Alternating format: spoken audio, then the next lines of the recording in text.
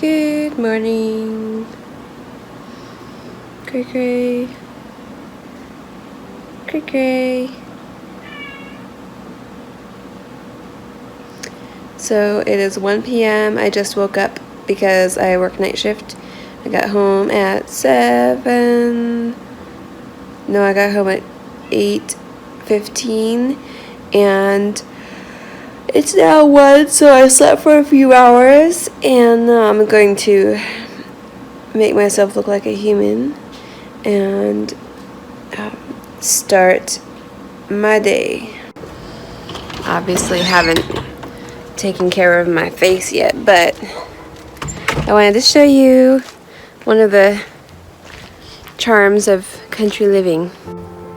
The chickens have found their way into our kitchen garden. And actually, I'm supposed to chase them out, so I'm going to go in there and chase them out. We don't want them to get in the habit of going in there and eating all of our berries and stuff when we do have berries. Come on, you guys.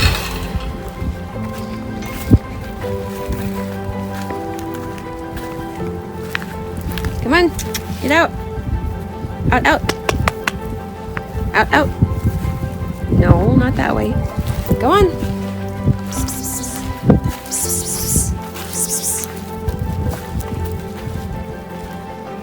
Good chickens. So on my first morning when I wake up after my last day of work, so yesterday was my Friday, rather this last night was my Friday. So what I do is I get all of my face stuff and my toothbrush. I'll have to come down for my bite guard because I don't have enough hands right now, and bring it back up to me and my husband's bathroom because I have to alternate. I use all the downstairs. I use the downstairs bathroom and I sleep downstairs on night shift. When on my night shift after work,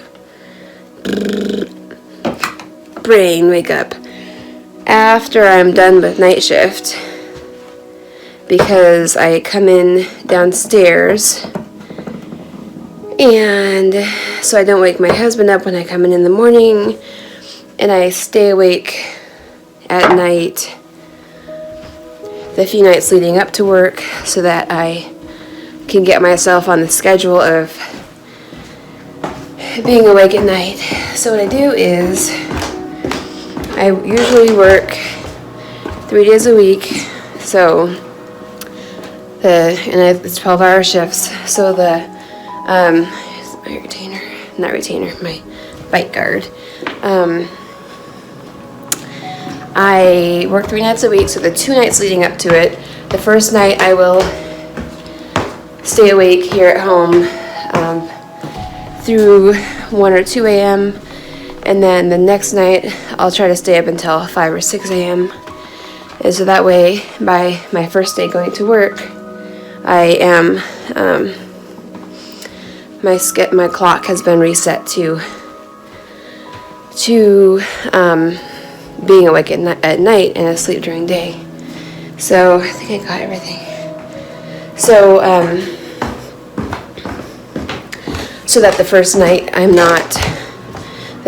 work I'm not useless and just really tired, and my body, this way my body is prepped for doing the night thing. That's how I prepare for being a good night nurse. In my opinion, being a night nurse takes a special kind of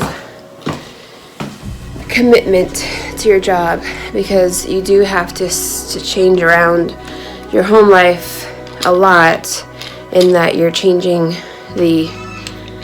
your whole sleep schedule on a regular basis. So, and then it affects not being able to sleep with your husband every single night because your sleep schedule is altered.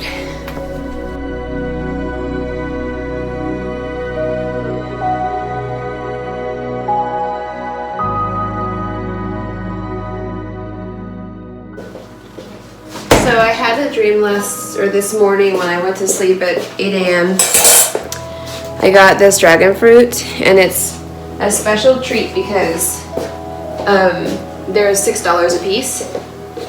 But I dreamt that somebody had cut it, and I opened the fridge, and it was partially eaten, and I was disappointed because it's supposed to be like a special thing. Like, my daughter and I will cut it together, and we've only done it once before, so because it's expensive. So we will cut it into slices, and then we'll enjoy it together. So in my dream I was disappointed because somebody had already cut it and started the process of eating it. Get my vitamins going to try to maintain a healthy body. So I got my multi. I'm kind of taking whatever we have already in the house. Got vitamin C.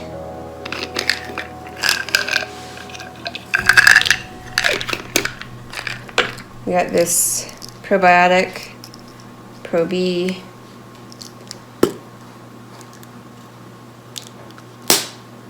And then this is General Immune Health, which my sweet husband got me because I'm working night shift and that messes with your immune system.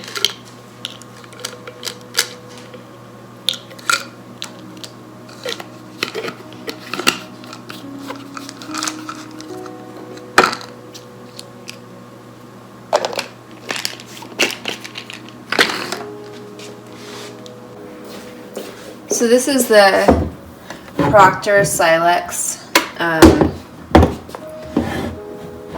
electric tea kettle, and you're supposed to empty out the water every time so it doesn't create rust or whatever. I can't remember what they called it, but anyway, you're supposed to empty out the water when it's done. So I get however much water I'm planning to turn into tea.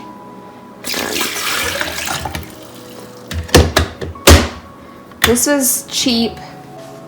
We got it because it doesn't whistle, so that's nice because you don't have to run to the kitchen when you hear the whistling, and it's electric, which I was telling my husband, oh, Estee Lalonde, the vlogger I was talking about, she has an awesome electric water kettle, and the one that I found on Amazon was $100 and something. We ran into this one at a convenience store, and it was like $15. So we got it, and it's good. It does the job. It boils the water, and it boils it pretty fast. The only thing I don't like about it is that once or twice it has stayed on heat mode, because what it does is this little button here, so it's like this, and you press it down to make it start heating, and then once it finishes heating, once it senses that it's boiling or whatever, then it automatically clicks off. But it's happened a few times that it hasn't clicked off, and it just keeps boiling and boiling away, and then eventually you just have these hot metal rods in there that are just hot, and no water in there, which is not good. And the other thing I don't like about it is that there's no sound whatsoever when it's finished. So I don't need the screech of the tea kettle, but I would like a ding dong or something like that so that I am alerted to when it's finished boiling, because what keeps happening is I'll go and start doing something, and then I'll forget that I was making tea.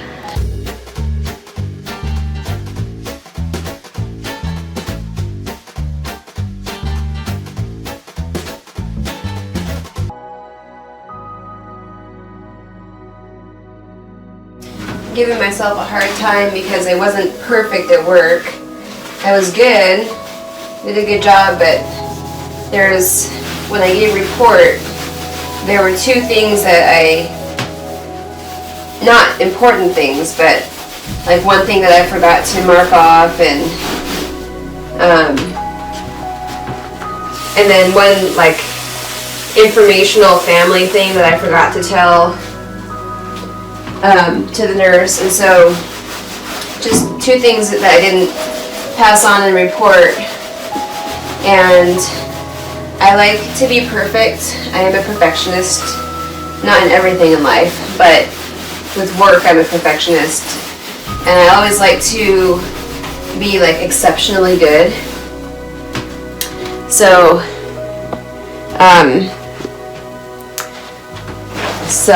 it always, and that's a pride thing, because I know pride's not good. There's no reason to feel like I am naturally perfect, and so to not be perfect is to betray my natural self. You know, that's kind of the indication that you give when you're upset at yourself for not doing something perfectly. It's like, oh, I betrayed who I really am because I'm really actually perfect, and now people are going to think that I'm not perfect. That's really silly. So, but I do this every time, and I have to work on it. Maybe I'll have to put some energy behind changing this aspect of me. Like, do I have to read a book? Do I have to say nice things to myself? Do I have to read a certain part of the Bible? Because it's not productive, and it's not going to change. I am going to make mistakes. Now, I've been at this new job for not even 4 months. I've been there, let's see, October 10th I started. October, November, December, January.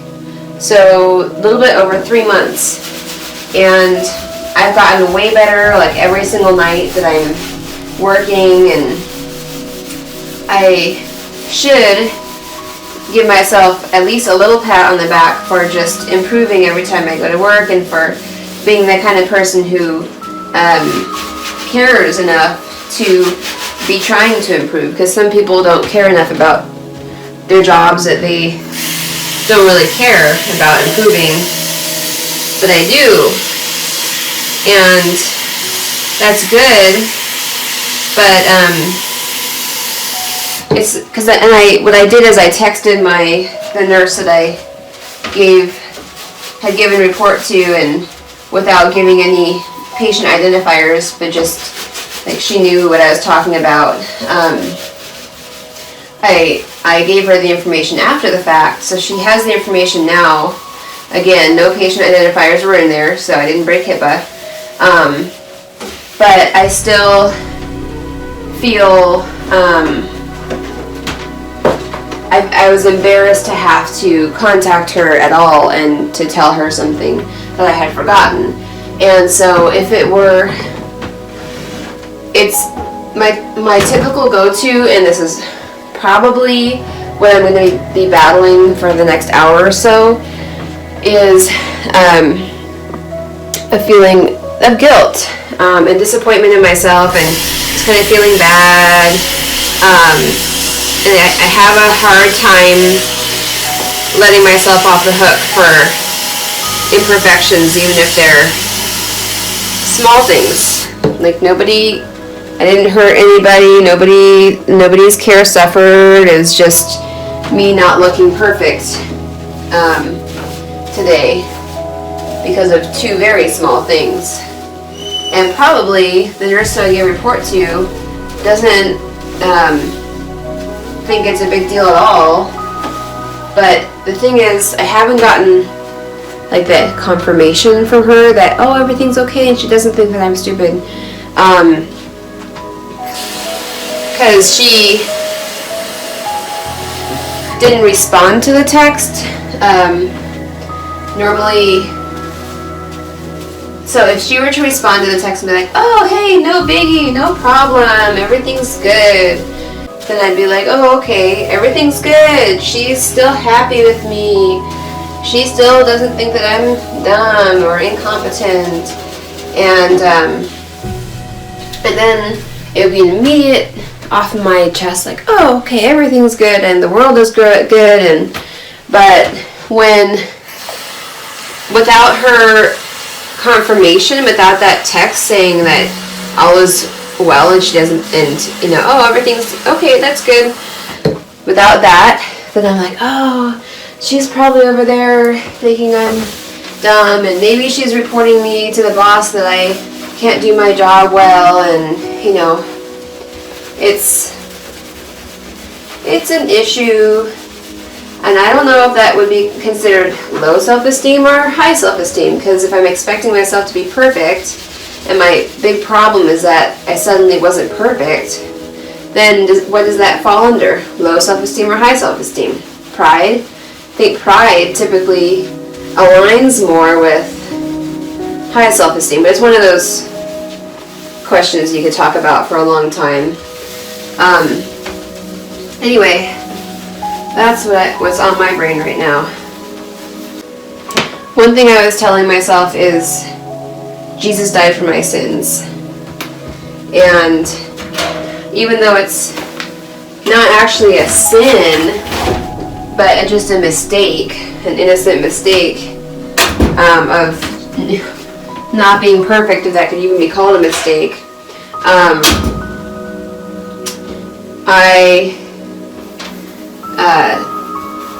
but to relieve myself of the guilt, I just tell myself, Jesus died for my sins. And if Jesus died for my sins, then, Jesus' death compared to me not saying two things in report or not being perfect, that's like, doesn't even register on the scale of what he died for me for. So it's kind of like, hey, I'm already forgiven for way more than not being perfect.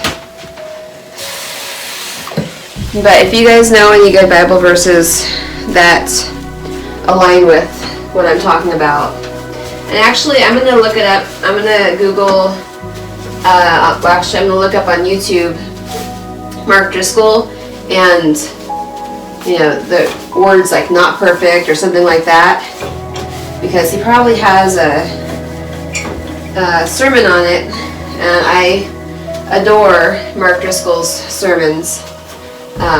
We used to go to, I've never seen Mark Driscoll in person, but we went to his, I'm just going to say chain of churches because I don't know how else to say it. We went to one of his churches, the Mars Hill churches, when we were in Seattle, and here, I'm gonna throw it in. He's so smart. He knows the Bible back and forth. He has read probably hundreds of books of history in regards to biblical times and what people really meant when they said certain words, or we might take it a certain way, but in that context it was something different. And he's funny and charismatic, and I love listening to the guy. So in our old church, Mars Hill in West Seattle, they would broadcast his sermon. I think it may have even been live, I don't know, while we were all sitting in the pews. And at first it was weird sitting there and watching a screen, but it quickly became normal for us. And his sermons are so stinking good that it was fine for us to watch him via screen and not in person. So if I find, either way, I'm going to link Mark Driscoll's sermons down below, and then additionally, if I find a sermon on specifically we're human, we're not perfect, and only Jesus and God are perfect, then I will link that below too, because maybe somebody out there is having the same issue as I have. So I have a little unboxing to do. I don't know if this is for me or for my husband, because a lot of times I will just address on Amazon, I'll just have it addressed to my husband's name. So it's always kind of a little surprise if it's something for both of us or if it's for him or for me. Oh, this is mine. Yay! Touched by an Angel. So this is his music wire. But this is mine. So, Touched by an Angel. This is a series that I watched when I was growing up, and it inspired me to be more Christian. It inspired me to have a relationship with God. And so I have been planning on getting this for my daughter for a long time, and hopefully she just takes to it and loves watching it. I think what I'll try doing is I will just start watching it, and then eventually she usually will come around and start watching whatever I'm watching. She'll just get drawn into it. And so I think I'm just gonna do it that way, instead of me like saying, hey, sit down and watch this with me, and forcing her or making her do it. I'm gonna see if I can get her sucked into watching it and liking it on her own, like it was her idea. So, but really I got it so that she will fall in love with the characters and have a desire for a closer relationship with God too. About a boy and his sister, because it's animated, so I can't really tell how that was. Oh, was it that weird one that you and I...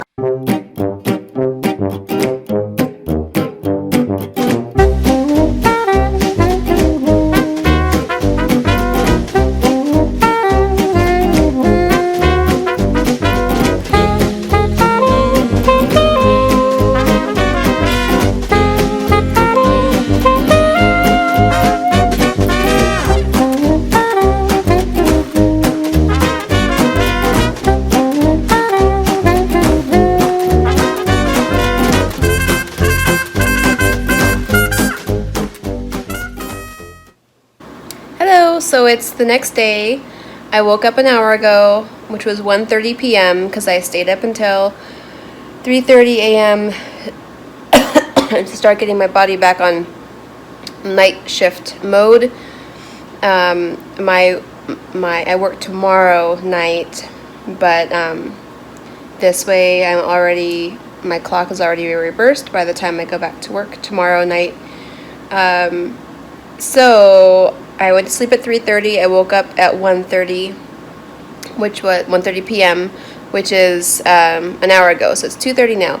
And I wanted to show you something I'm proud about, even though I shouldn't be proud about it. So I French braided my hair. I didn't do a very good job, I know, but I'm proud that I was able to do it at all, because I never had the coordination before to be able to do a French braid on my own hair. I could French braid other people's hair normally. I'm not going to say well, but I could French braid it to an acceptable quality. But my own hair, I had given up for a long time even trying, because I didn't have that dexterity of being able to do it to my own hair.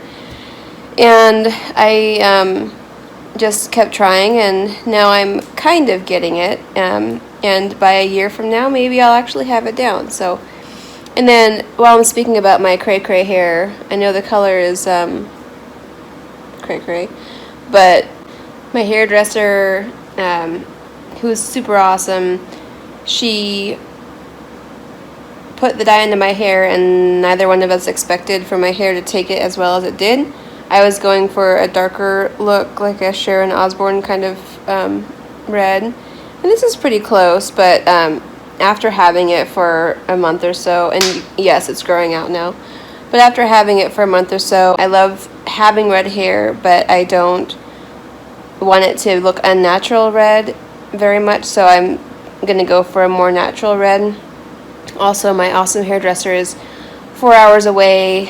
I'm going to, since I've realized now that red hair takes some upkeep because it washes out with hot water in the shower, then I'm going to look for somebody who's more local so I can go and have her do touch-ups on a regular basis.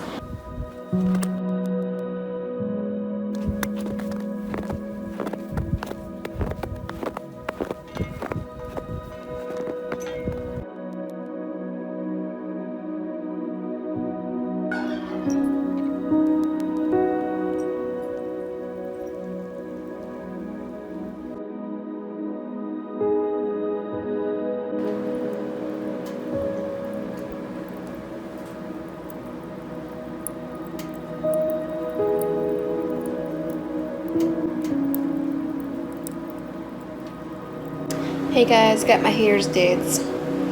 Got like a burgundy-ish. I like it. So I got a Mac Pro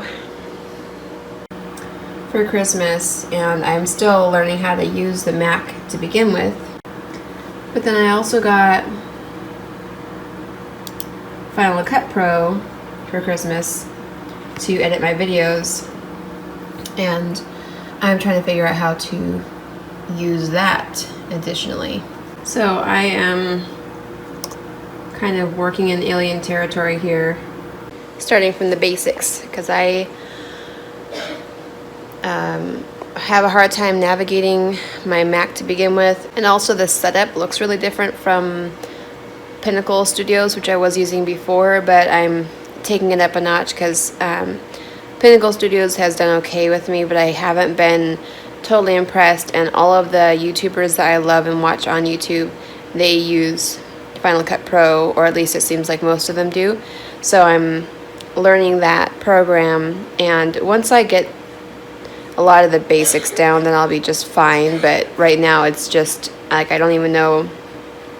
I'll hit import and it does something different than what I think it's gonna do, or it seems to import the files, but then I can't find them after that. So I'm just taking it one step at a time, and unless I get totally frustrated with the learning process of Final Cut Pro and get impatient, unless that happens, then this vlog is going to be the first thing that I ever edit using Final Cut Pro. I mean, seriously, so I made this album vlog, and I'm trying to move it onto my desktop because I'm trying to import it, and it doesn't see anything, or maybe it's just taking a long time. Okay, so apparently it just takes a really long time for things to move over, because basically I couldn't find my vlog for January 30th on albums. I couldn't figure out how to locate albums from Final Cut Pro, and so I moved it onto my desktop because I could find my desktop, and there was nothing in the folder on the desktop, even though I had copied it over to the desktop. So then I tried deleting that folder because it looked like it had moved just the folder name over, but it hadn't moved over any of the content. So I thought it was a dud, so I started to delete the desktop folder. And then now, one by one, slowly, it's moving. It looks like my desktop folder is filling up with the stuff that I had initially wanted to copy over onto the desktop. Okay guys, what am I doing wrong? I have to be doing something wrong because I don't know why any Mac users out there, and I know there's lots of you, let me know. It can't be normal for, so what I had is I had in my projects with photos and then my projects, I had 43 items in one of my projects, and then I wanted to move the pictures or videos actually from my projects onto the desktop. So I made a copy and I dragged the copy over to the desktop, and just trying to move that folder from my projects onto the desktop. Now it has brought over it's brought over 11 out of the 43 videos over to my desktop, and it's been somewhere around 45 minutes, and it's taken that long. It's slowly bringing stuff over. So, and they're not long videos, they're very short. So I don't know, I guess one of them was like 15 minutes, but the other ones are like 3 to 5 minutes each. So what am I doing wrong? Tell me. Why isn't this working faster?